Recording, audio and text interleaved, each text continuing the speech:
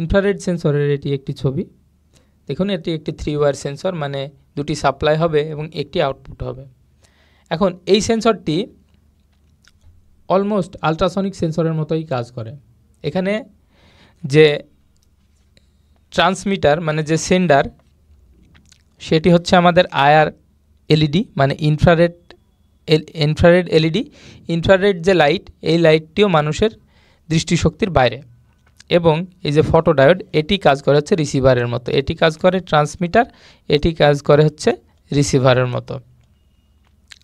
তো এখন যখন সামনে কোনো বস্তু থাকে তখন এই আইআর এলইডিটি যে লাইট এমিট করে, এই লাইটটি বাধাপ্রাপ্ত হয়ে আমাদের ফটোডায়োডে ফেরত আসে এবং ফটোডায়োড যখন লাইটটি পায় তখন সে বুঝতে পারে যে সামনে কোনো বস্তু আছে। এখন যদি মনে করুন যে সামনে যদি কোনো বস্তু না থাকে, সেক্ষেত্রে কি হবে? সেক্ষেত্রে এই লাইটটি আর ফেরত আসবে না। তখন ফটোডায়োড বুঝতে পারবে যে আচ্ছা এখন আর কোনো সামনে বস্তু নেই। যতক্ষণ আসতে থাকবে, রিফ্লেকশন হতে থাকবে, ততক্ষণ বস্তু ছিল।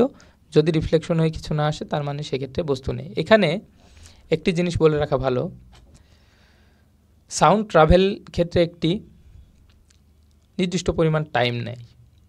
এই কারণে সাউন্ড সেন্ড করার পরে ইকো হয়ে আসতে টাইম লাগে। কিন্তু লাইটের ক্ষেত্রে লাইট এত দ্রুত ট্রাভেল করে যে এক্ষেত্রে ফেরত আসে ঠিকই বাধাপ্রাপ্ত হয়ে, কিন্তু এক্ষেত্রে আসলে টাইমের ব্যাপারটি আর মাথায় রাখা পসিবল না, কারণ লাইটের গতি অনেক বেশি।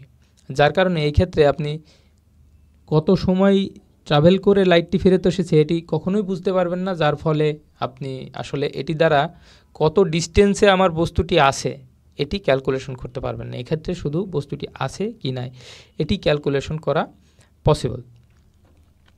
আচ্ছা, এবার যে লাইটটি আসে এটিকে ইলেকট্রিক্যাল সিগন্যালে কনভার্ট করে আমার আউটপুটে সেন্ড করে এবং কন্ট্রোলার বুঝতে পারে যে এখানে কোনো বস্তু এসেছে কিনা।